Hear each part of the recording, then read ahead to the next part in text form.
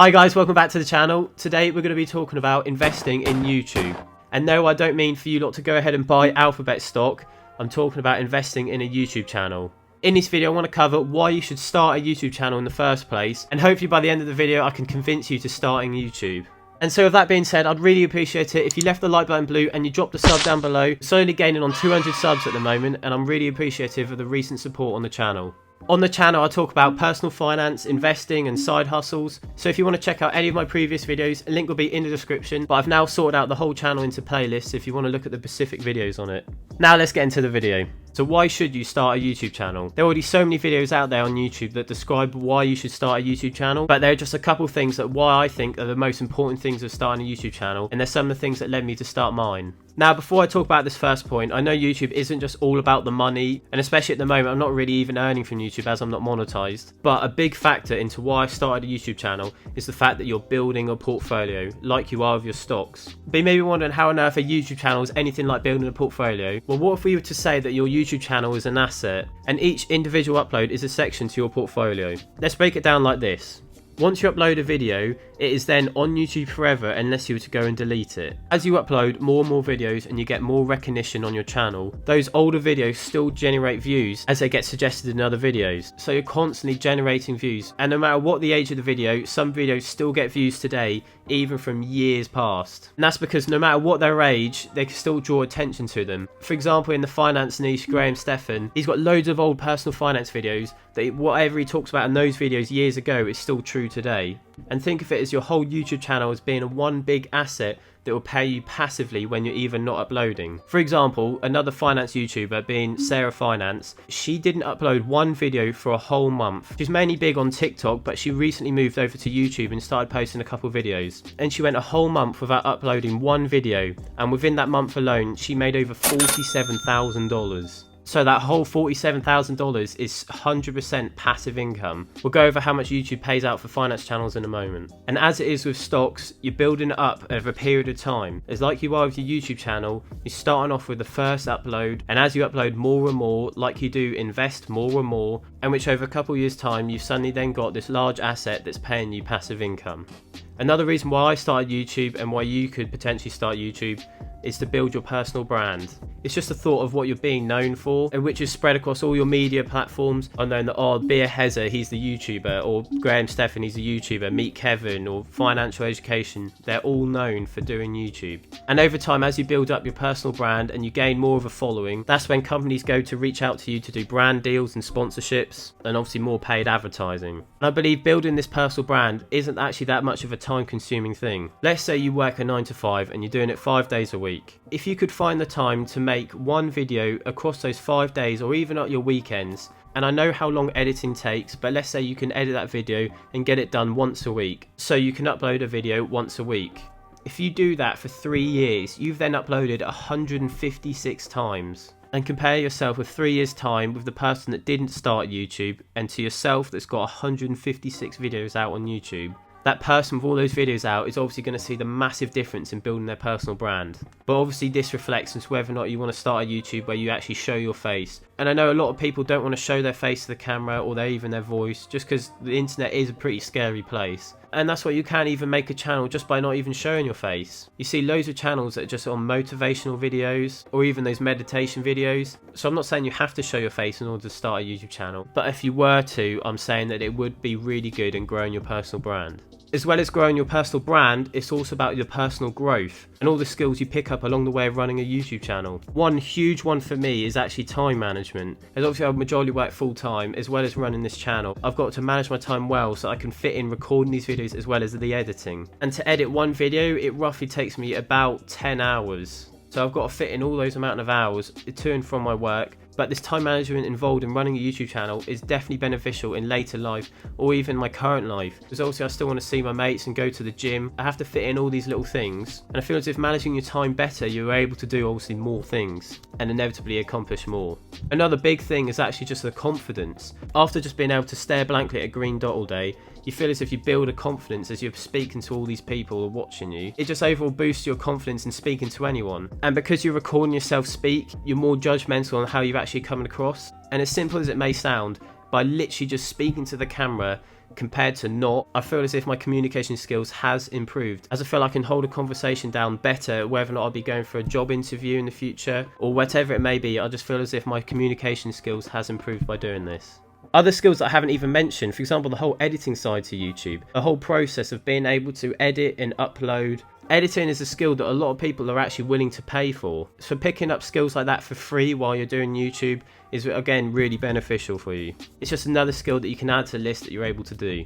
The best part about YouTube for me is actually the fact that it's just free to start. Yeah, okay, talking about investing in a YouTube channel, obviously you're talking about buying equipment so you can record your videos, but you can literally just start in your room as I am, talking to your phone. Whether you lot watching may or may not know, but I don't actually record with a camera. I know my quality isn't great, but I do record this on an iPhone 11. I've recorded all my videos on my iPhone, and I even edit all my videos on my iPhone. After my MacBook packed up, I've been editing all my videos on my phone. The only things I've bought to do this channel is the microphone, but you don't even need to buy that. You can literally buy the clip-on mics from Amazon that even people like Graham Stephan use. He's got a channel of 3 million subs and he's using a $15 microphone. Other things I have for this channel is the ring lamp that I use to have my phone on, which cost me about £15. I bought the LED strip behind me, which again was another £15. I don't need it for YouTube, but I just thought it looked alright. And that is it. I know I'm going to show my channel on this monitor here, but I had this way before I started the channel anyways. I just think for the free time that you might have on your weekends or in the evenings after work,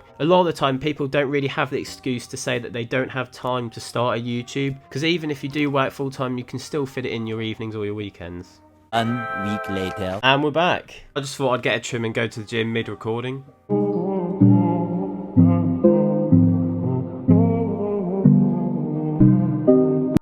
I had to cut up this video a bit over the past couple of days, just for various reasons, mainly being work. I don't know how well this is going to work out, as I can just remember what I said in the last points, so bear with me if I do repeat anything. I've done some research and I want to show you lot how much YouTubers are actually making for YouTube AdSense, but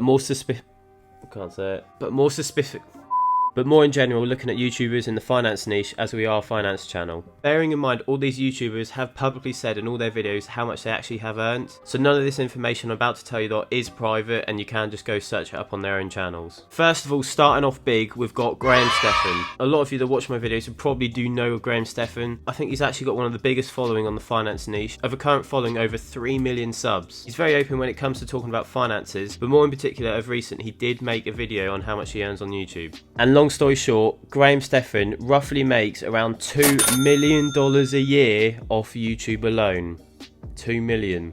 Now obviously his following is huge and he's been building it up over the past couple of years, and so what he's done on YouTube isn't exactly the easiest thing to do, but I just think it's insane of how much he's actually earning, as if you were to compare that to a normal job, a payout of that much a year is definitely not easy to come by. Next on the list is Beer Hezza. I think at the time of this recording, I think he's around 800,000 subs, but where I got this information from was actually one of his TikToks, where at the time he roughly had about 700k subs. Beer Hezza has been doing YouTube for quite a while now, but he hasn't been uploading in the finance niches as long as you think. But again, it's so impressive with the following that he's managed to generate. But as someone as I know, the time that it takes into editing videos and even recording it, I know this guy puts in so much effort, and it really does show by the quality of his videos. Anyways, Beer Hezza disclosed that he made over 550k in 1 year just off YouTube. But obviously a following of around 700 to 800,000 followers is still quite hard to come by, so we're going to look at a bit of a smaller account in the finance niche. Next we've actually got Sarah Finance. Sarah Finance started to get a name for herself going her TikTok page, and this is where she uploads most of her content. She started her YouTube page and she's only currently got about 14 videos up, so like myself she's still in the very early stages of it. But by using her following on TikTok, she's managed to generate 85,000 subscribers on YouTube. She said in one of her TikToks that she didn't upload for a whole month, and for that whole month on YouTube she got paid $47,000.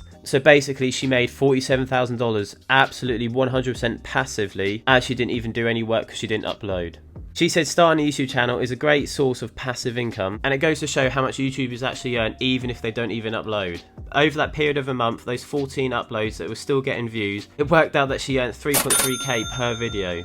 Now again, scaling it down a bit to a smaller channel, I want to look at a channel called The Dream Green Show. He's a small finance channel that mainly talks about investing in the stock market, but at the time when he had 40,000 subscribers, he showed that he was roughly earning $4,200 a month. or over 50k a year. For anyone that's on a salary of about 50k a year just from their job, a lot of people would argue that they're doing pretty well for themselves. Well, this guy is making 50k a year just off his YouTube channel, and that was only with 40k subs. You gotta think YouTube for these people is just one of their sources of income. For example, Graham Stephan invests loads into real estate and the stock market. Bia Hezzer made most of his money off drop shipping and the stock market again. Sarah Finance makes her money from drop shipping. The Drew Green Show makes most of his money through dividends. So it does go to show how rewarding it is just to have a YouTube channel. And lastly, there is one more channel that I want to look at, which is again a very smaller channel, and this is called The Fire Grind. Now, I believe this guy properly started uploading just around last year, and he's built a following of around 1k subs. Now, you may or may not know, to get monetized on YouTube, you have to have a certain amount of watch hours and 1,000 subscribers. And we're a fifth of the way there at the moment. Yeah, boy. Like the others, The Fire Grind is a finance channel, but obviously because he's only been going a year, he's got a very smaller following. He made a video disclosing how much he made with just 1,000 subscribers, and in the video it said that worked out that he gets paid $100 a week with 1,000 subscribers. Or in other words, that's roughly $400 a month or £300 a month. But now I think his channel's got more subscribers and he's probably getting more views through that, so he probably is earning more than this anyways. But when I saw this on how much he was earning just with 1,000 subscribers, I literally couldn't believe it. So you're telling me with a small following of around 1,000 subscribers and getting paid that weekly, you're earning an extra 3.6k a year just by running a small YouTube channel? I think after watching that video, I knew something clicked inside me because I just knew that I needed to start a YouTube channel. It really goes to show that making videos, especially in the finance niche, pays out more per video. It's all based on your CPM rate, but basically from what I understand, finance YouTubers make more per 1,000 views, as the advertisers that are putting the ads on the start or the end of the videos, they're the ones that are actually willing to pay out more to obviously advertise to the selected viewers in the finance niche. Or in other words, you guys watching this right now are highly valued in terms of advertisers in the finance niche. Like I said earlier, YouTube isn't just all about just doing it for the money, and it's truly about adding value to your audience. Back when I made my very first video about 3 months ago, one of the main messages I said in that video countless of times was to get more people into investing. Just by showing people how simple investing can be, and by showing them my stock portfolio, that was the way that I thought I'd get people to start investing. And it did work. After I posted it, I got loads of great feedback, but mainly people are asking me questions left, right and centre about investing, and that is exactly what I wanted, to inspire more people to invest. Over the past couple months, I've delved into making other YouTube videos, for example my series on making a TikTok theme page, or of recent my car boot reselling videos, or personal finance videos when I talked about my cheap car, or just saving money. I'm just so glad that I made that first video, as even if I don't like it now, I feel as if I'd never made that first video, I would have never known where I could actually go with it. What I'm basically trying to say is, if you've thought about making a YouTube channel and you haven't done already, just literally make one video and get it out. And if you get good feedback from it, great. Even if you get negative feedback, the most I've ever learned just doing YouTube is off that very first video. Because obviously it's the first time you're editing, it's the first time you're properly posting, it's the first time discovering actually who your audience is. These are all some of the crucial things that big YouTubers have always said that you need to get familiar with. And just by starting with that one upload, you'll have way more of an understanding than not uploading at all. So if you have got a passion for something and you have thought about making a channel on it, just jot some ideas down and record one of them. And if it's something you've always thought about doing but you never get around to it, you could really regret it in later life. So yeah, all of you watching, make a YouTube channel. The aim with my channel is to at least upload once a week. No matter what I do, whether it be work or seeing mates, I want to make sure I can fit YouTube in as well. Depending on what happens with my YouTube account in the future, I could be doing it more full time. I would definitely rather that, but for the meantime, while my account is still small, I do have to prioritise some other things as well as. But so far, I'm so grateful for everyone that subscribed to the channel already, and for all you people that I know watch all my videos. But if you haven't done so already, hit the like button again. I always aim for 20 likes on all my videos now. Like I always say, drop a sub if you haven't already, so you don't miss out on any of the future uploads.